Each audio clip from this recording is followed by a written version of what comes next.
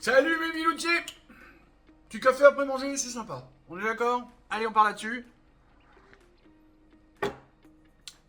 Vous faisiez quoi le 11 septembre 2001? Non, t'inquiète, je me suis pas gouré d'attentat. Le 11 septembre 2001... Non, je vais pas vous le raconter parce que dans les 3 minutes, on n'a pas le temps. Mais j'en parlais justement avec un petit jeune qui dit moi j'avais 8 ans, je me rappelle pas et je m'en fous. Moi, je me rappelle très bien et c'était grave. Le 13 septembre 2015, qui au passage était un vendredi pour les superstitieux, moi, je me rappelle pas très bien ce que je faisais ce jour-là. Et puis surtout, contrairement au 11 septembre, où j'ai eu des gens que je connaissais vraiment, qui sont morts là-bas à New York, là, moi, au Bataclan, je connais personne qui a laissé sa peau.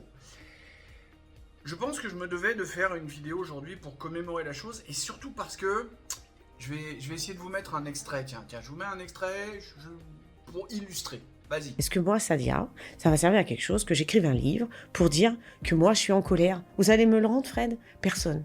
Personne ne pourra rendre ça à mes enfants. Les 10 Noëls qui sont manqués, les 10 anniversaires qui sont manqués, personne. On préfère, vous n'aurez pas ma haine. On préfère, oui, peut-être que... Enfin, on essaye de trouver des explications, tout ça. Il n'aurait plus dû y avoir ce genre de choses. Alors, il n'y a pas eu d'autres Bataclan, mais après, il y a eu Nice. Il y a eu énormément de morts à Nice. Je trouve que je me devais de faire une commémoration et je trouve l'interview de cette femme, enfin cette femme elle-même, elle est mais fantastique, elle est colossale.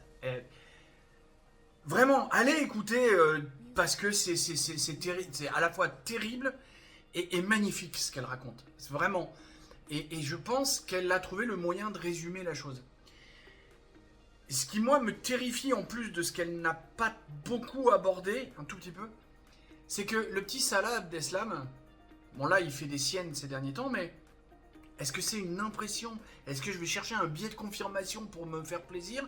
Ou est-ce que c'est vrai? J'ai pas pris le temps d'aller regarder. Mais j'ai quand même l'impression qu'à chaque fois que le 13 novembre approche, le petit Salah, il fait « Rappelez-vous, j'existe !» Je vous mets d'autres liens dedans, Gilbert Collard qui nous explique ce que le petit Salah il a encore réussi à faire, des choses comme ça. Je vous mets d'autres liens.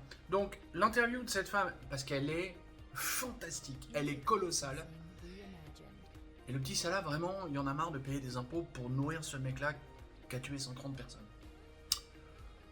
Je vais vous laisser là-dessus, finalement. Allez. Bisous, bisous. Poutou. Poutou. Poutou. Tchuss.